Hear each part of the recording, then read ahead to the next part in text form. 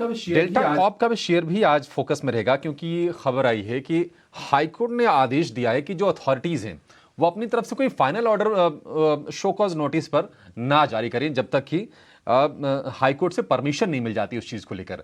तो थोड़ी सी नेगेटिव जरूर है, शेयर काफी पिटा हुआ है, 130 रुपए के आसपास के भाव हो गए हैं और करीब करीब डेल्टा कॉर्प और उसकी सब्सिडरी को मिलाकर हमने 16,000 करोड़ रुपए की डिमांड नोटिस हमने आती हुई देखी थी। उसके बाद स्टॉक की धुलाई हुई थी, लेकिन कुछ कुछ पॉजिटिव चीजें निकल के आ रही हैं और स्टॉक भी स्थिर होते हुए दिखा है।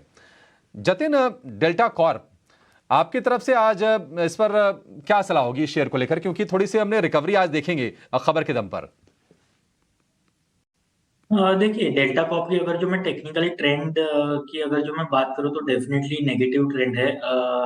जो न्यूज़ फ्लो आया है उसके कारण आज शायद एक बम्प अप हमें देखना मिले, लेकिन मेरे को लगता है कि उससे कोई ट्रेंड रिवर्सल नहीं बनता। मेरे को लगता है कि अगर जो एक बम्प अप आता है तो उसे सेल ऑन राइज की तरह ही देखना चाहिए।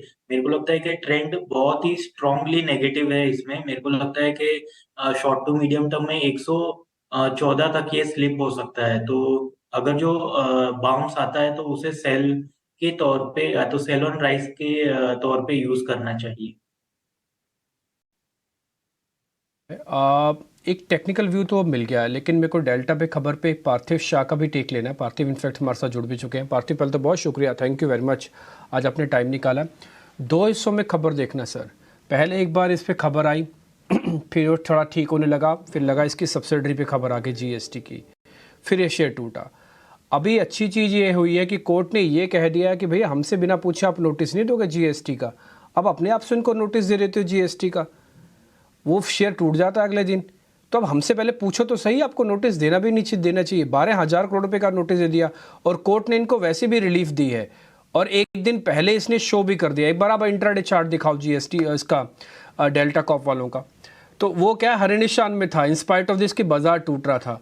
तो पार्थिव दो हिस्से हैं, ये ऐसा लग रहा है कोर्ट वर्सेस जीएसटी भी हो रहा है, दूसरा ये भी पता लग रहा है कि इसके बिजनेस वर्सेस इसके भाव हो रहा है। बिजनेस अच्छा है, किसी को कोई डाउट ही नहीं है, लेकिन भाव अच्छा है कि नहीं है इसमें सबको डाउट है। तो ये डाउट जरा आप दूर कीजिए। गुड मॉर्निंग डिम्पी जी, हमारे पैनलिस्ट, दूसरे एंकर्स और व्यूअर्स। आपका जो टोन है डिम्पी जी, एग्जैक्टली वो sounding like a tone of delta cost management. यही दिक्कत रहती है, रेगुलेटरी हर्डल्स, काफी ऐसे गेमिंग टाइप के बिजनेस कि जहाँ पे पॉलिसी की क्लैरिटी नहीं रहती। सी आपने सही बताया, it's a fantastic business, high ROC business है, free cash flow generating business है। और मतलब दुनिया भर में आप देखिए, वेदर यूएस में लास वेगस की बात करें या मकाऊ की बात करें, तो ओवरऑल ये एक जो बिजनेस है, I think it's a booming business. और इंडिया में हम जिस तरह से देख रहे हैं कि per capita GDP crossing upwards of $2,200, तो इन तरह के बिजनेसेस डेफिनेटली बूम होने वाले। लेकिन कहीं ना कहीं ऐसा लग रहा है कि गवर्नमेंट की मंशा ऐसी है कि जो ऑनलाइन गेमिंग जैसी चीज है या तो जो स्पेक्युलेटिव जैसी चीज है, मैं एफएनओ की अभी तो बात नहीं कर रहा, मैं प्योरली ये जो कैसीनो टाइप गेमिंग की बात कर रहा हूँ, वहां पे ऐसा लग रहा है कि गवर्नमेंट को काफी डिसइंसेंटिवाइज करना है प्लेयर्स को। तो उस लिहाज से हमने देखा कि जो जीएसटी की जो पॉलिसी आई, पहले उसने डेल्टा कॉर्प के वैल्यूएशंस को ऑलमोस्ट आधा कर दिया। मुझे याद है जब जीएसटी की पॉलिसी जब आई 28% की, तो delta Corp was coating eight somewhere around 230 levels, और वैल्यूएशन के लिहाज से अगर देखने जाए तो 30 टाइम्स फॉरवर्ड पे चल रहा था। आज की तारीख में मैं ट्रेल अर्निंग्स पे देखूं तो delta Corp is coating at around 12-15 earnings. तो उस लिहाज से मैसिव डी रेटिंग हुआ है। यहाँ पे बहुत सारा नेगेटिव फैक्टर्ड इन है। अभी एक ही चीज हो सकती है यहाँ पे कि अगर कोई पॉलिसी की क्लैरिटी आए या हाईकोर्ट का ऑर्डर आए कि जिसमें जीएसटी का काउंसिल है वो उनका कोई स्टांस चेंज करे। इसलिए बहुत ही बाइनरी इवेंट बन गई है डेल्टा कॉर्प जैसे स्टॉक में इन्वेस्ट करने के लिए।